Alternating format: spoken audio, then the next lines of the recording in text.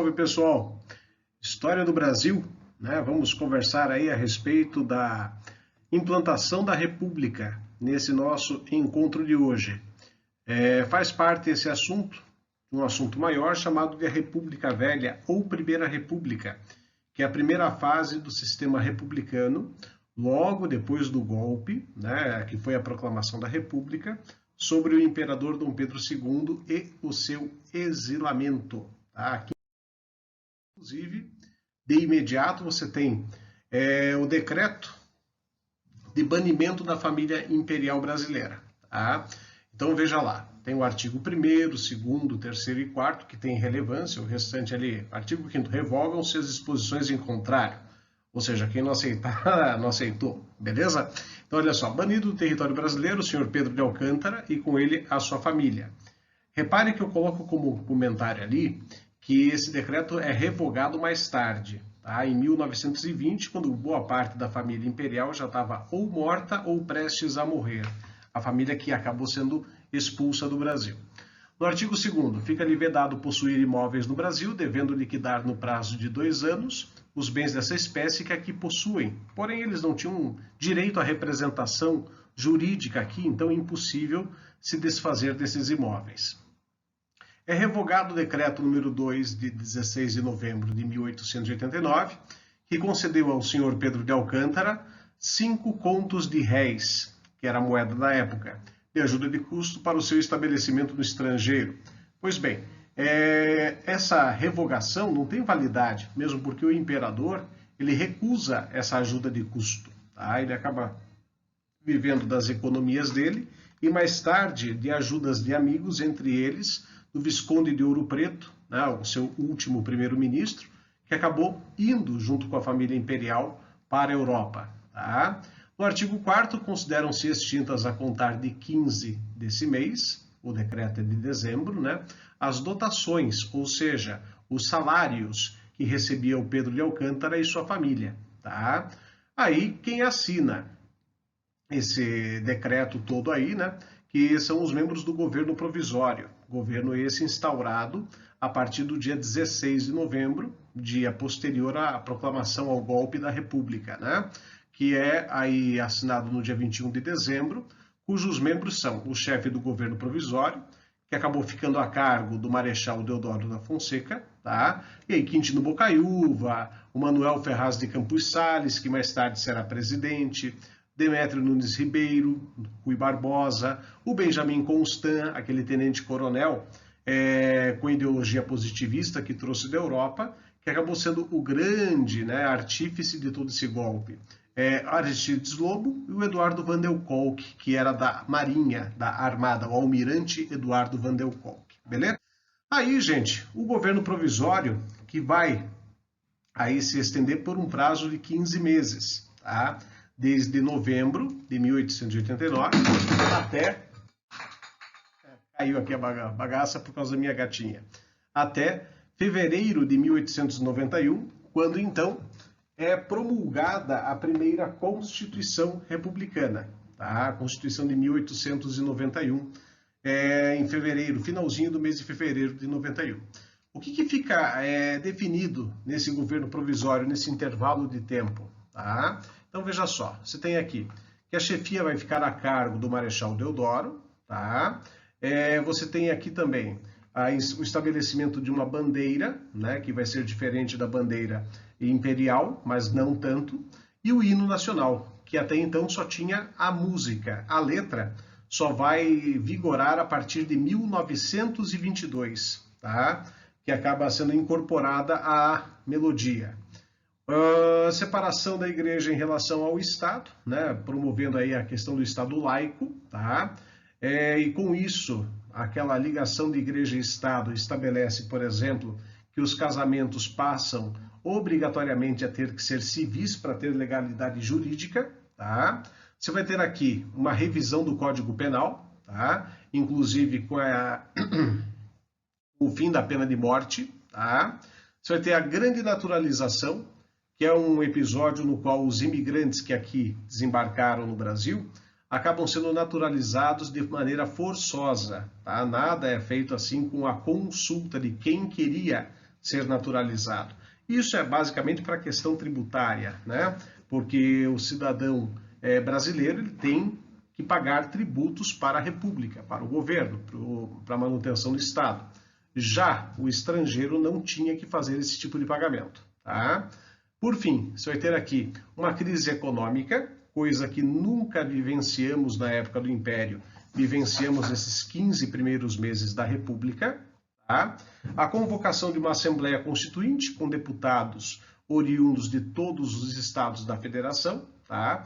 E com isso, logicamente, um nome em particular vigora, que é Estados Unidos do Brasil, né? Dá para notar claramente qualquer influência desse pessoal republicano, tá? E por fim, aí a promulgação da Constituição em 1891, perfeito? Vamos aí dar uma olhadinha, uma sapeada no que foi feito durante esse governo provisório, né?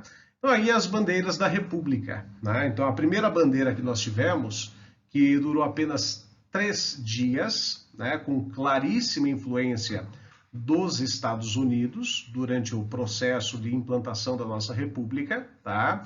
Você tem aí as listras no mesmo sentido da bandeira norte-americana, tá?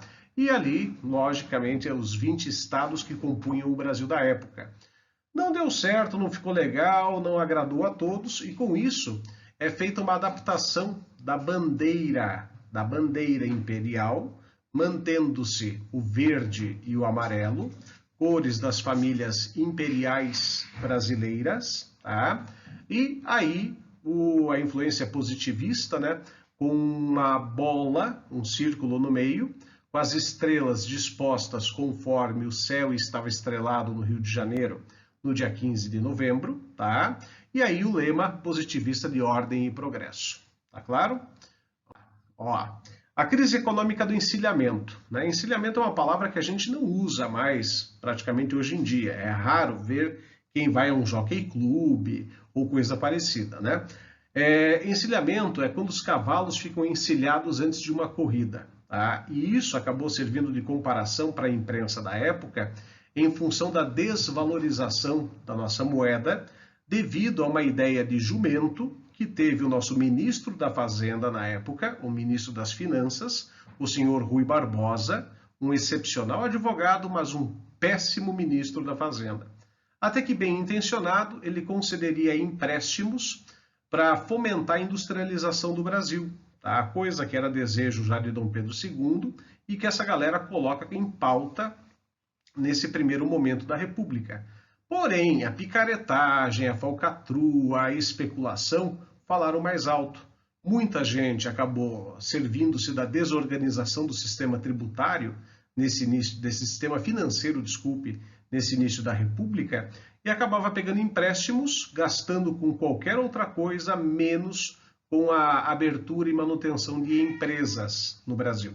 O resultado disso eram empresas fantasmas. Não satisfeitos com isto, alguns desses empresários picaretas acabaram dividindo as ações dessas empresas fantasma, repito sempre isso, na Bolsa de Valores. E aquela coisa, o pessoal especulador via lá uma empresa nova, vamos investir. Quando percebiam que a empresa nada produzia, não valorizava e, pelo contrário, desvalorizava cada dia que passava, e investigando percebiam que era tudo picaretagem, tudo mau caratismo. Resultado, corriam, literalmente isso, corriam como cavalos emparelhados e encilhados antes de uma corrida, tá? Quando o pregão da Bolsa abria, dando aí o apelido da crise do encilhamento. Perfeito? Esse foi o início da nossa República de forma bem atrapalhada, bem atabalhoada, beleza? Quando você tem aí, já em 1891, a primeira eleição de caráter indireto, né, a população não vota, apesar de estar estabelecido lá as regras do sistema eleitoral brasileiro, que não tinha muita regra, vamos falar bem da real, você tem aí a República Velha dividida em 2 fases. A primeira delas é a República da Espada, cujo nome faz referência ao governo dos 2 marechais, tá? Os primeiros presidentes da República que foram militares, os 2 oriundos, inclusive, da Guerra do Paraguai. O Marechal Deodoro da Fonseca, que governa apenas entre fevereiro e novembro de 1891. É um curto governo de apenas 10 meses. Ele renuncia durante o mandato. E do Marechal Floriano Peixoto, que era o seu vice. Tá? Mas não se deixe enganar pelo fato de os dois serem marechais do Exército, que eles se bicavam, tá? Que eles gostavam-se, né? Não gostavam-se. Tanto que no primeiro processo eleitoral era possível, né? Já na primeira eleição, repito, tá? Você votar no presidente de uma chapa e no vice da outra. Tá? Compunha a chapa do Marechal Deodoro, tá? Como vice o almirante Eduardo Van der Kolk. Tá? E da chapa do Marechal Floriano, o presidente nessa chapa era o latifundiário Prudente de Moraes, que foi derrotado pelo Deodoro. Para fazer um equilíbrio, ou sei lá o quê, colocaram então o presidente de uma chapa e o vice da outra. Tá? Com isso, Floriano Peixoto acaba entrando na nossa história como vice da chapa do Deodoro. Só que as rivalidades dos dois eram bastante persistentes desde a Guerra do Paraguai. Inclusive, durante o processo que levou à proclamação da República, o Floriano era republicano de carteirinha, apesar de, na frente do imperador, não deixar isso se aperceber. Já o Deodoro, ele é um republicano de última hora. Ele foi o cara que foi ludibriado pelos republicanos históricos para acabar dando um golpe, sendo ele amigo pessoal do imperador e não acreditando nesse negócio chamado de república. Já dá para perceber que a nossa república começou de forma bastante errada. Perfeito? Na próxima aula, a gente acaba continuando a falar sobre a República da Espada com os dois marechais. Aquele abraço a todos!